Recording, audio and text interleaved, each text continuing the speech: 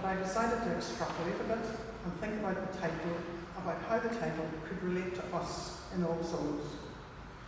The book he's using is Black Sheep and Prodigals, Black and White Religion. The title partly suggests positivity.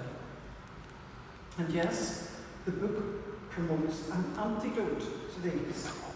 But I began to think about extrapolating those terms in the title and came up with, well, if not black and white, then grey.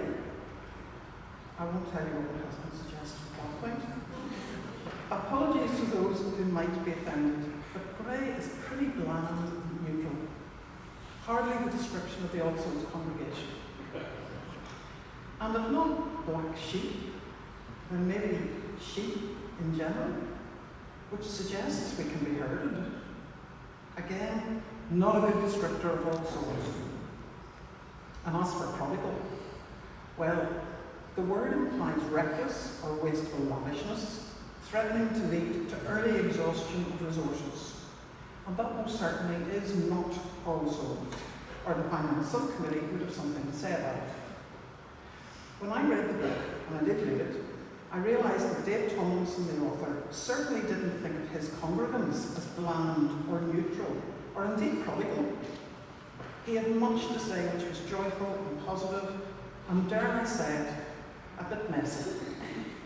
In other words, a bit more like All Souls than the title of the book suggests.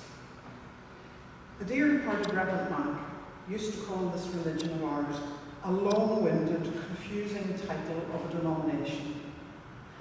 And he would have had a little bit more colourful language to add to it as well. And he also liked to remind us that the denomination is as close as it's possible to be to Unitarianism.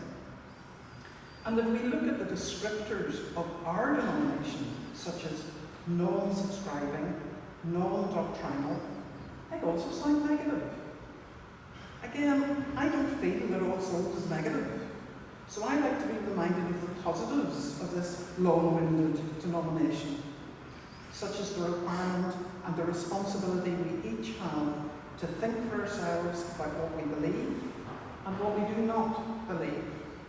Not part of a flock of sheep being herded, but individuals who are required to read, ponder, and ultimately decide for ourselves what we believe in.